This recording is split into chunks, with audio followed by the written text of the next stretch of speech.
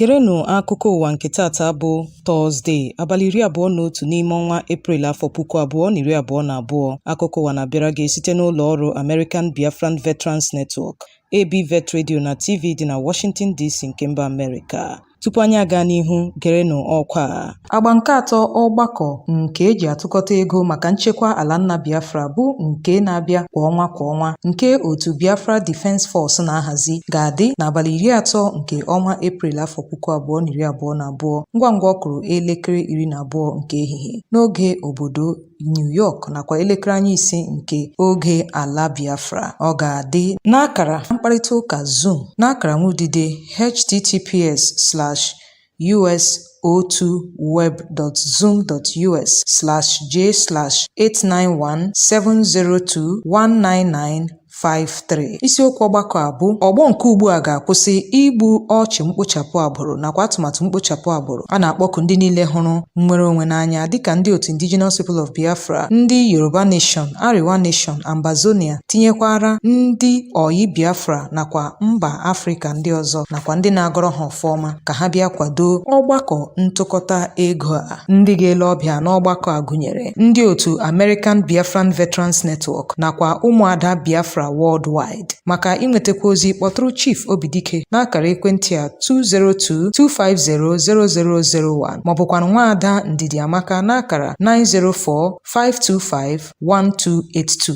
maọbụkwa ndị ọzọ dịka Nwaada Rosemary Williams n'akara ekwentị 619-381-8579. Burukwa n'obi na ọgbakọ ntụkọta ego a bụ nke eji atụkọta nde $15 maka nchekwa ala nna. A na-ele anya na ị ga-akwado ya bụ ọgbakọ. Onye na n'olu ya bụ Omalicha Nwada Igbo. Chezie ntị ka nụrụ akụkọ ndị a n'uju ya.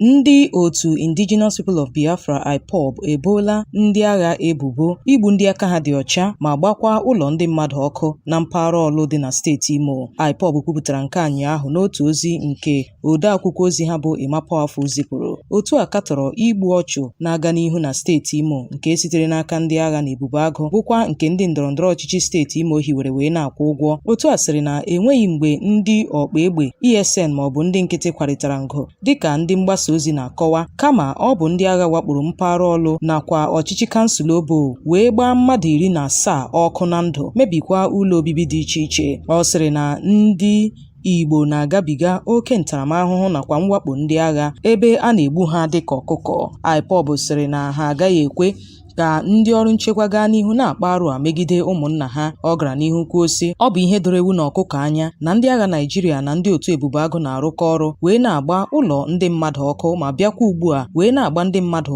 ọkụ na ndụ na Obo nakwa ime obodo ndị ọzọ dị n'ala Biafra. Ọ sịrị na ndị bi n'ọchịchị kansụl ọlụ na-agbanarị oke mwakpo ndị agha dịka ha na-achị hapụ ala nna ha rie mbọmbọ gbanarị ndị agha nakwa ọchịchị Naịjirịa.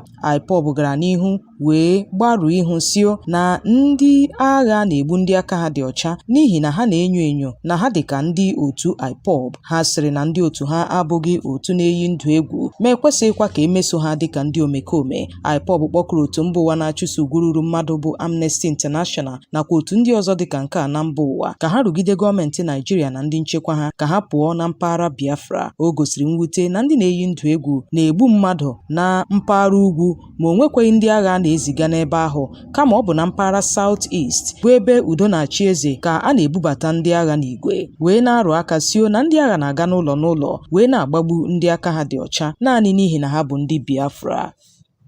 Otu jikọtara ndị odee na-achụso ugwu ruru mmadụ bụ Huriwa n'aha mkpuchi bekee akụsuola minista na-ahụ maka nchekwa bụ Major General Bashiru Magashi lara ezumike nka n'ihi ịgba ọnyụpa ya ikpochapụ ndị na-eyi ndụ egwu na Naịjirịa wee na-arụtụ aka sị na ịchọ enyemaka Chineke bụ nnọọ okwu na-egosi na ọ kwụọla afọ n'ala ichekwa ndụ na ngwongwo ụmụafọ obodo ahụ. Minista nọrọ na mbụ sị na ya na-achọ enyemaka Chineke n'ikpochapụ ndị na-eyi ndụ egwu na Naịjirịa. Huriwa n'otu aka ahụ katọrọ mwakpo ndị agha na ihe omume ha na-eme ha na ndị uwe ojii na mpaghara ọlụ na steeti Imo bụ ebe a gbagburu ọtụtụ mmadụ aka ha dị ọcha bụkwa ndị na-ejere onwe ha ma gbakwa ụlọ obibi ha ọkụ. n'ụdị na ha na-achụso ndị ọkpa egbe a na-amaghị ndị ha bụ na steeti Imo. Otu a katọrọ igbu mmadụ ndị aka ha dị ọcha nakwa ịgba ngwongwo ọkụ bụ nke ndị agha na-eme na-agbasoghị ụkpụrụ iwu dịka ha kọwara ya dịka arụ megide mmadụ. Ọ sịrị na ndị niile aka ha dị n'ịkpa arụ a ka a ga-ekpe ikpe na Naịjirịa maọbụkwanụ n'ụlọ ikpe mba ụwa bụ ICC. Huriwa gara n'ihu katọọ nkechi ọnụ nke ụlọ ọrụ ndị na-ahụ maka ugwu ruru mmadụ na Naịjirịa nyere iyi ndụ egwu nke ndị agha na ndị ọrụ nchekwa na-eme na steeti Imo. Otu a makwara onye isi ndị agha bụ Lieutenant General Faruk Yahaya aka n'ihu ka o kwe ka otu ndị na-achụso ugwu ruru mmadụ nyochaa aka ọrụ ndị agha na mpaghara South East iji hụ na ha na-eme ihe dịka ụkpụrụ iwu na-echekwa ọrụ ha si dị. Ọ kpọkụrụ onye isi ndị uwe ojii bụ Usman Alkali Baba ka o nyochaa ụlọ mkpọchi dị iche iche dị na steeti Imo n'ihi na enwere ihe akaebe gbara ọkpụrụkpụ nke na-egosi na a na-egbu ndị a na-enyo enyo bụ ndị ha nwụchiri nọ n'ụlọ mkpọchi ndị dị na mpaghara South East. Huriwa n'ozi ya nke onye isi ha bụ Emmanuel Onwubiko zipụrụ rụtụrụ aka sio na minista nchekwa dị n'aka na-eri ego a na-akwụ ya nke sitere na akpa ego ndị na-atụ ụtụ isi wee na-ekpori mgbe wee sị na ya na-elekwasị Chineke anya n'ihi ogbugbu a na-egbu ndị mmadụ site n'aka ndị na-eyi ndụ egwu. Ọ sịrị na nke a bụ nnọọ ihe jọkara udele na njọ na minista nchekwa dị n'aka amaghị ụkpụrụ ọ ga-etinye n'ọrụ ịkwụsị ọnọdụ enweghị nchekwa wezụgakwa ịpụta n'ihu ọha na eze wee sio na ya na-elegide Chineke anya ịzọpụta Naịjirịa pụọ n'aka ndị na-eyi ndụ egwu.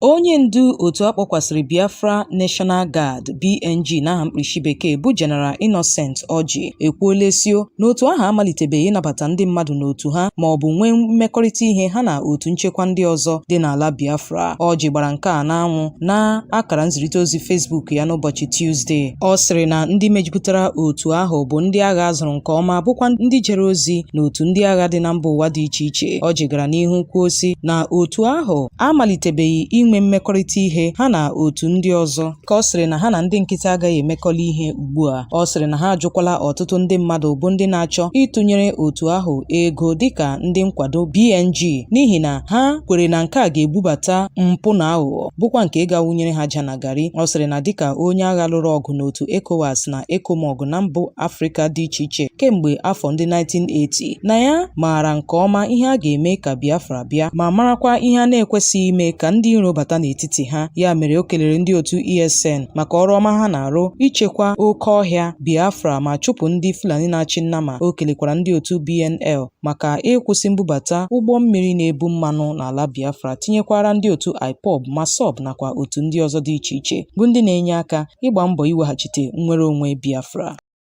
Igbo bụ Igbo ndị ọma, chete nke ọma na akụkọ ụwa na-abịara gị site n'ụlọ ọrụ American Biafran Veterans Network ABVet Radio na TV dị na Washington DC nke mba Amerịka. Igbo onye rụrụ ọrụ n'otu ndị agha ka ị na-arụ ọrụ n'ugbu a dịka onye agha na mba ụwa nakwa na mba ndị ọzọ gbaa gburugburu. ABVet na-akpọ gị ka ị bịa sonyere otu ahụ. Naanị nyopuo ha n'akara nwaodide www.abvet.org maọbụ na WhatsApp 202-250-0001. Onye na n'olu ya bụ Omalicha Nwada Igbo. Chezie ntị ka ị nụrụ akụkọ ndị fọdụrụnụ. Mmadụ ise lara mmụọ mgbe ekpo na ekpe zuru n'etiti ndị Yoruba nakwa ndị Akwa Ibom bi n'ime obodo Ibeno dị na steeti Akwa Ibom. Ekpo na ekpe azụkọtara malitere mgbe dọga dapụtara n'etiti ndị otu nzuzo ma site otu aghọọ agha agbụrụ n'ibe ya. Otu onye hụrụ mgbe nke a mere sịrị na ụfọdụ ndị Ileja bụ ndị ọkụ azụ ahapụla obodo ahụ rie mbọmbọ dịka ndị omekome awakporo ụlọ ha, bukọrọ ngwongwo ha ma mebisia ngwa ndị eji enyere ndụ aka. Otu onye Yoruba bi na steeti Akwa Ibom bụ barista Oluwaseun Ogunbiyi kọwara ọnọdụ a dịka nke jọkara udele na njọ. Ọ kpọkuru gọọmenti ka ọ gbatara ha ọsọ enyemaka ma hiwe otu kọmitii ndị ga-enyocha ọgba aghara ahụ dịka ọ sịrị na ndị obodo Ibeno bụ nnọọ ndị na-ele ha ọbịa kemgbe gboo, dịka ọ rịọkwara mpaghara ndị na-eme dọga ka ha minye mma ha n'ọbọ ma kwe ka nwa ugo biri. Ndị na-eyi ndụ egwu agbagbuola mmadụ 12 aka ha dị ọcha na mwakpo ha mere n'ime obodo nke dị na ọchịchị kansụl Ilela na steeti Sokoto. Ndị bi na mpaghara ahụ sịrị na ndị ọkpa egbe abụcha ngwa agha ọkpọkọpịọ ma zọchie ebe ha na ndị nche obodo kwarịtara ngụ. Ha sịrị na opeka mpe mmadụ 12 ka agbagburu n'ime obodo dị iche iche ndị gụnyere Gati, Malalayi, Taruke, Koronjo, tinyekwara Tudungudale nakwa ime obodo ndị ọzọ dị n'ọchịchị kansụl Ilela. Onye na na-ahụ maka mgbasa ozi n'ọchịchị kansụl ahụ bụ Mohammed Nuhu kwuru sio na mwakpo ahụ aghọọla ihe a na-ahụta kwamgbe. Ọ sịrị na ọtụtụ ndị mmadụ nwetara mmerụ ahụ ebe ndị ọkpa egbe atọkwara imirikiti ndị mmadụ. Ụmụafọ Imo ekpurule nkata gwa aka na-achị steeti ha bụ Hope Uzodimma okwu wee sio na ọ na-ewute anyị na gị bụ aka na-achị steeti Imo niile na-achọ onye ga-arụ aka ọjọọ dịka onye na-etinye steeti a n'ọgba aghara karịkwa ichekwa ndụ na ngwongwo ndị Imo niile bụ ndị na-achị. Aka na-achị steeti Imo nọrọ n'otu ozi o zipụrụ n'ụlọ ụka na mmemme Easter wee sio na ọ bụ naanị ndị otu pati ya bụ All Progressives Congress APC ka ndị ọkpa egbe a na-achụgbu ma o nweghịkwa ndị na-ama ya aka n'ihu bụ ndị ọkpa egbe a na-amaghị ndị ha bụ na-emetụta aka dịka ọ rụtụrụ aka sio na ọ bụ ndị a na-agba ya ụkwụ bụ ndị ọkpa egbe a na-amaghị ndị ha bụ. Mana na nzaghachi ha, ụmụafọ Imo nọrọ n'otu ihe omume mere n'otu igwe mgbasa ozi redio dị na steeti ahụ wee gwa Uzodimma ihe agbara ule ka mma. Ha sịrị ya na okwu ahụ o kwuru gosiri na ike apụọla ya n'aka n'okwu gbasara ọnọdụ enweghị nchekwa bụkwa ihe mere o ji na-achọ onye ọ ga-arụ aka ọjọọ. Ha gara n'ihu sio na ọ bụ aka na-achị Imo niile ma ọ bụghị otu ndọrọndọrọ ọchịchị naanị ka ọ na-elekọta, ebe ọ bụkwa ndị Imo niile ka ọnọdụ enweghị nchekwa na-emetụta. Ndị a na-egbukwa egbu bụkwa ụmụafọ Imo. Ha kpọkuru ya ka ọ gbanwee ukwu egwu ya ma hụtakwa ọnọdụ a dịka nke metụtara ewu na ọkụkọ, ọ bụghị otu ndọrọndọrọ ọchịchị maọbụ nke ọzọ.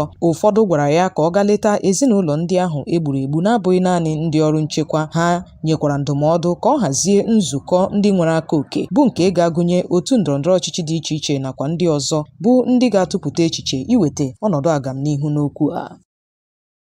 Ụgbọelu na-ebu agha nke ndị agha elu Naịjirịa gbagbuola ụmụntakịrị 6 na steeti Niger. Ebelebe a gburu na mpaghara Kuebe dị n'ọchịchị kansụl Shiroro n'abalị 13 nke ọnwa Eprel. Obodo a nọrịsị n'oke mwakpo ndị na-eyi ndụ egwu. Ka o sila dị, ọnụ na-ekwuchitere otu akpọkwasịrị Coalition of Shiroro Association kwupụtara nke a n'otu ozi o zipụrụ n'ụbọchị Wenezdee. Nwa amadi Abụ Sabo sịrị na mgbọ tụrụ ụmụntakịrị ndị a mgbe ha gara ichu mmiri. Ọ sịrị na abụọ n'ime ha bụ ụmụ nwe nne nna bụkwa ndị ọkpa egbe gbagburu nne na nna ha n'oge ha busoro ime obodo ahụ agha. Otu nwoke bụ onye mgbọ tụgburu nwa ya sịrị na enweghị otu ndị ọkpa egbe nọ n'ime obodo ahụ n'oge ahụ ndị agha elu bịara njem ahụ. Nwa amadi Abụ Sabo sịrị na ndị a na-eyi ndụ egwu na-esi n'ime obodo ọzọ wee na-awakpo ha, ya mere na ha amaghị ihe kpatara ụgbọelu ndị agha ji wee febata n'obodo ahụ bụ ebe ndị nkịtị aka ha dị ọcha nọ wee na-agbari ha. Ma mgbe a kpọtụrụ ya, ọnụ na-ekwuchitere ndị agha bụ Edward Gapquet jụrụ itinye ọnụ n'okwu a. Otu nwoke egbuola nwunye ya ma rie mbọmbọ. Nwoke a bụ Samuel Matthew bụ onye ya na nwunye ya bụ Mercy Samuel onye gbara 23 bụ nwaanyị ji ụmụ abụọ bi n'okporo ụzọ Vom dị n'ọchịchị kansụl Jos South na steeti Plateau mgbe njinji ya jiri. Ebelebe a gburu n'abalị Sọnde bụ abalị 17 nke ọnwa Eprel afọ 2022. Nwoke a jiri mma bọwaa nwunye ya afọ ma werekwa ekwentị ya rie mbọmbọ. A hụtara nwaanyị a n'isi ụtụtụ Mọnde wee buru ya gawa ụlọ ọgwụ bụ ebe ọ nọrọ rajie ekwu n'ụbọchị Wenezdee abalị 20 nke ọnwa Eprel. Ozi anyị nwetara kọwara sio na nwoke a bụ onye ya na nwunye ya na-enwe esemokwu nọrọ na-emekpụ nwaanyị a ọnụ kwamgbe. Otu na-achụso gụrụrụ ụmụ nwaanyị bụ Women's Rights Advancement and Protection Alternative RAPA n'aha mkpichi gbatara nwaanyị ọsọ enyemaka, mana ka ha na-eleba anya n'okwu a ka di na nwaanyị a bịara nwekwa esemokwu bụ nke kpatara ọnwụ nwaanyị a. Onye isi otu a na-achụso gụrụrụ ụmụ nwaanyị bụ Jumaya Madaki sịrị na Matthew gburu nwunye ya bụ Mercy, bọwaa ya afọ, chịpụta eriri afọ ya ma were mma berisie ya dịka eriri afọ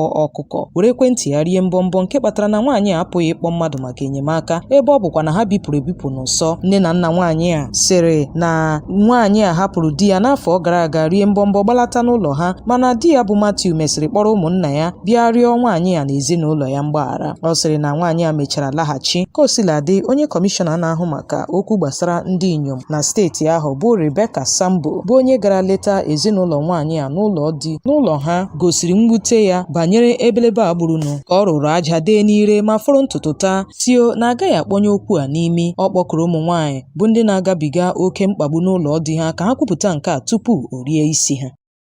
Igbo ndị nwe mmadụ, otu a ka anyị hụrụ ya n'akụkọ ụwa nke taa. Chete nke ọma na ọ bịara gị site n'ụlọ ọrụ American Biafran Veterans Network ABVet Radio na TV dị na Washington DC nke mba Amerịka. Tupu anyị apịakọta ya kpamkpam, gerenụ ọkwa. Agba nke atọ ọgbakọ nke eji atụkọta ego maka nchekwa ala nna Biafra bụ nke na-abịa kwa ọnwa nke otu Biafra Defense Force na-ahazi ga-adị n'abalị 30 nke ọnwa Eprel afọ 2022 ngwa ọ kụrụ elekere 12 nke ehihie n'oge obodo New York nakwa elekere anya 5 nke oge ala Biafra. Ọ ga-adị n'akara mkparịta ụka Zoom n'akara nwudide https://us.web.zoom.us/j/8917021995 isiokwu ọgbakọ a bụ ọgbọ nke ugbu a ga-akwụsị igbu ọchụ mkpochapụ agbụrụ nakwa atụmatụ mkpochapụ agbụrụ. A na-akpọku ndị niile hụrụ nnwere onwe n'anya dịka ndị otu Indigenous People of Biafra, ndị Yoruba Nation, Ariwa Nation, Ambazonia, tinyekwara ndị Oyi Biafra nakwa mba Afrịka ndị ọzọ nakwa ndị na-agọrọ ha ọfọma ka ha bịa kwado ọgbakọ ntụkọta ego a. Ndị ga-ele ọbịa n'ọgbakọ a gụnyere ndị otu American Biafran Veterans Network nakwa ụmụada Biafra worldwide. Maka inwetakwa ozi, kpọtụrụ Chief Obidike n'akara ekwentị a